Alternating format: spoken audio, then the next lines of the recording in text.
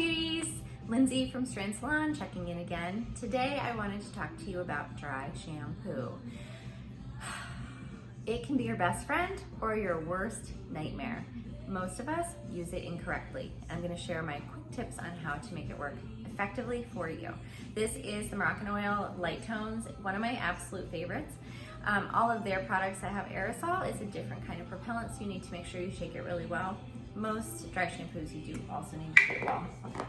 So the first thing you're gonna do is on dry hair, you can do it on day 1 hair if you have flat day 1 hair, which I always do, or on day 2, 3, or whatever.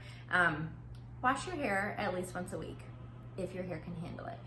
No more than 2 to 3 times a week, otherwise you're still gonna just keep producing more and more natural oil. And you also don't wanna be piling on dry shampoo every single day because it's gonna build up and clog your scalp, and you want a nice healthy scalp. So we'll talk about that in another video. What you wanna do, shake it up, take a little part. You're gonna hold this can unnaturally far away, like 6 to 8 inches away, not up here, but back here. You're going to spray, and then you're going to pick up another section, spray, section, spray, section, spray, section, spray, okay?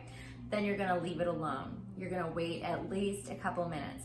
The timing doesn't matter as much as one important thing, and that's waiting until your hair and your scalp no longer feel cold or wet. Why, do you ask? Because the product actually isn't doing its job if you just spray it in and start rubbing it around. The whole point is for the little molecules inside of this product to attach to the oil and debris in your scalp so that it's all together. And then after it's dry, that means it's attached and it's done its work, then you can go through and just rub that into your scalp a little bit, and it moves the oil and debris away from your scalp. It refreshes your hair, it activates the scent, and makes everything feel brand new.